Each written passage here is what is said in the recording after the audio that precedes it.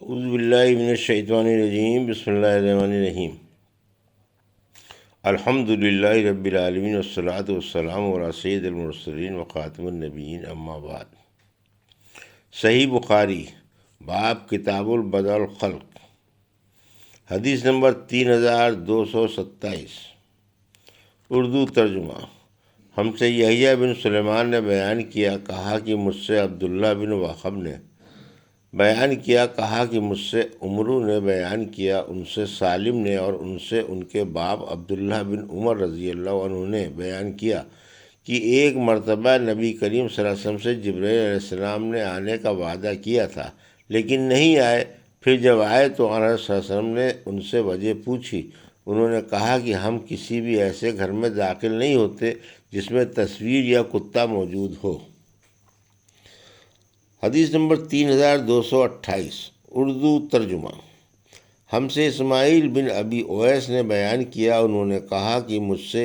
امام مالک نے بیان کیا، ان سے سمی نے بیان کیا، ان سے ابو صالح نے بیان کیا اور ان سے ابو ہریرہ رضی اللہ عنہ نے بیان کیا کہ رسول اللہ صلی اللہ علیہ وسلم نے فرمایا، جب نماز میں امام کہے کہ سمیع اللہ لمن حمدہ تو تم کہا کرو اللہم ربنا لک الحمد، کیونکہ جس کا ذکر ملائکہ کے ساتھ موافق ہو جاتا ہے اس کے پچھلے گناہ معاف ہو جاتے ہیں۔ حدیث نمبر 3229، اردو ترجمہ۔ ہم سے ابراہیم بن منظر نے بیان کیا، کہا ہم سے محمد بن فریج نے بیان کیا، ان سے میرے باپ نے بیان کیا، ان سے بلال بن علی نے، ان سے عبد الرحمن بن ابی عمرہ نے اور ان سے ابو ہریرہ رضی اللہ عنہ نے کہ رسول اللہ صلی اللہ علیہ وسلم نے فرمایا، کوئی شخص نماز کی وجہ سے جب تک کہیں ٹھہرا رہے گا اس کا یہ سارا وقت نماز میں شمار ہوگا، اور ملائکہ اس کے لیے یہ دعا کرتے رہیں گے کہ اے اللہ اس کی مغفرت فرما اور اس پر اپنی رحمت نازل کر، اس وقت تک جب تک وہ نماز سے فارغ ہو کر اپنی جگہ سے اٹھ نہ جائے یا بات نہ کرے۔ حدیث نمبر 3230، اردو ترجمہ۔ ہم سے علی بن عبداللہ مدینی نے بیان کیا، کہا ہم سے سفیان بن عینیہ نے بیان کیا، ان سے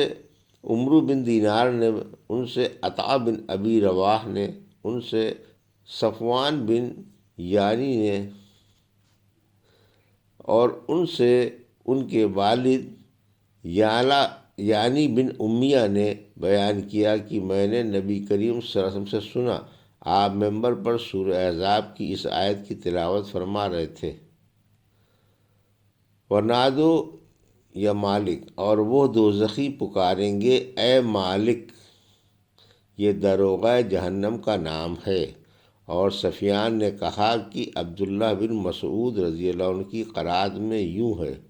ونادو یا مال۔ حدیث نمبر 3231، اردو ترجمہ۔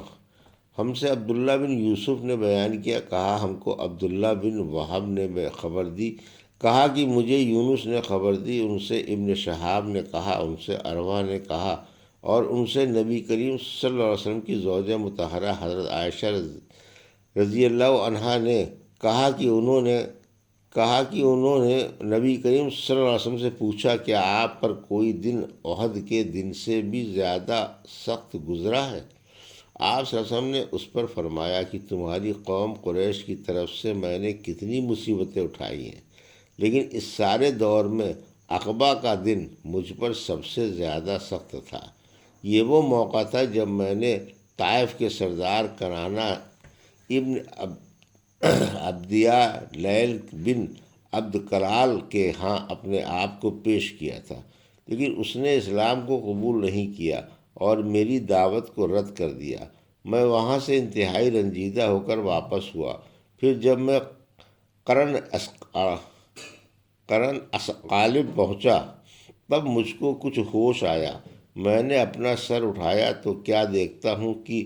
بدلی کا ایک ٹکڑا میرے اوپر سایہ کیے ہوئے ہے،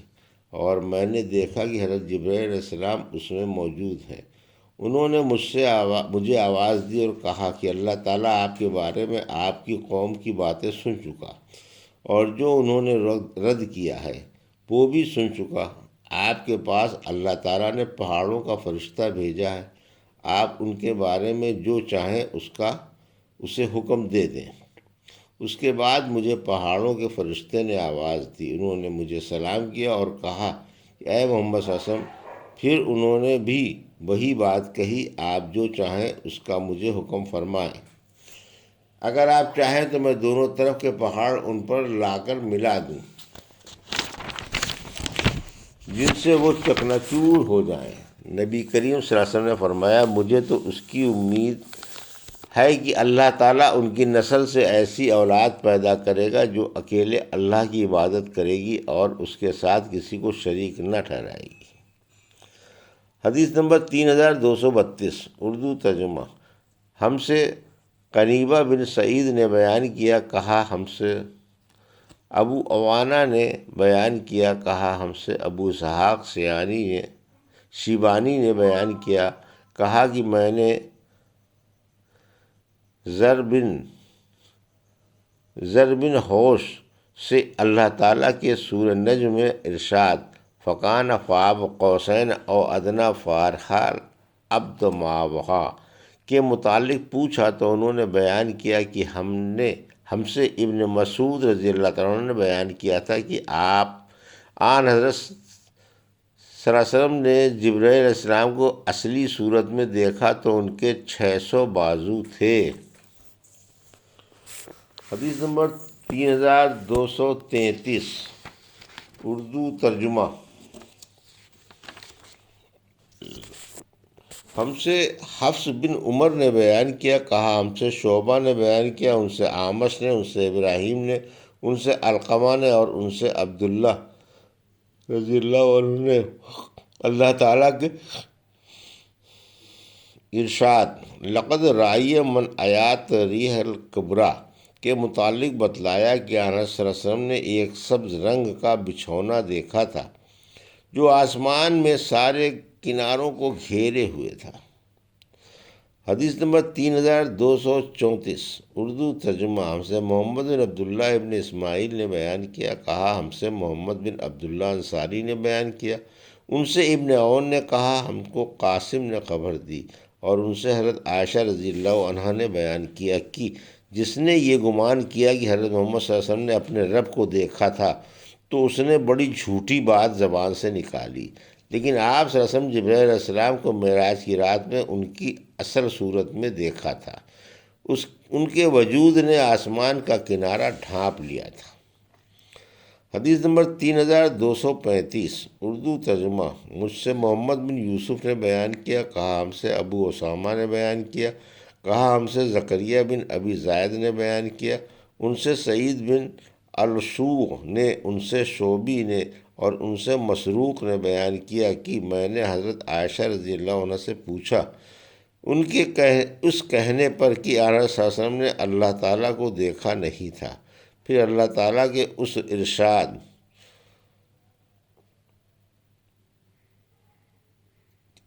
ارشاد کے بارے میں آپ کا کیا خیال ہے؟ انہوں نے کہا کہ یہ آیت تو جبرائیل علیہ السلام کے بارے میں ہے، وہ انسانی شکل میں آنس صلی اللہ علیہ وسلم کے پاس آیا کرتے تھے اور اس مرتبہ اپنی اس شکل میں آئے تھے جو اصلی تھی، اور انہوں نے تمام آسمان کے کناروں کو ڈھانپ لیا تھا۔ حدیث نمبر 3236، اردو ترجمہ۔ ہم سے موسیٰ بن اسماعیل نے بیان کیا، کہا ہم سے جریر نے بیان کیا، ان سے ابو رجاء نے بیان کیا، ان سے سمرہ بن جندب نے بیان کیا کہ نبی کریم صلی اللہ علیہ وسلم نے فرمایا، میں نے آج رات خواب میں دیکھا کہ وہ شخص میرے پاس آئے، ان دونوں نے مجھے بتایا کہ وہ جو آگ جلا رہا ہے وہ جہنم کا داروغہ مالک نامی فرشتہ ہے، میں جبرائیل ہوں اور یہ میکائیل ہیں۔ حدیث نمبر 3237، اردو ترجمہ۔ ہم سے مسدد نے بیان کیا، کہا ہم سے ابو عوانہ نے بیان کیا، ان سے اعمش نے، ان سے ابو حازم نے اور ان سے ابو ہریرہ رضی اللہ تعالیٰ عنہ نے کہ رسول اللہ صلی اللہ علیہ وسلم نے فرمایا، اگر کسی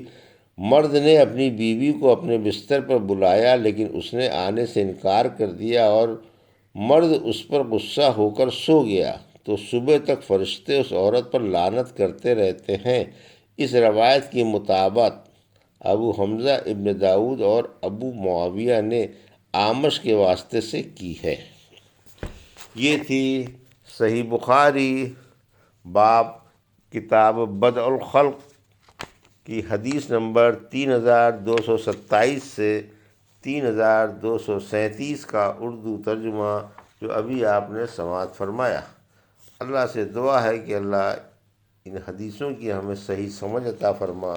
اور ان پر عمل کرنے کی توفیق عطا فرما، آمین یا رب العالمین۔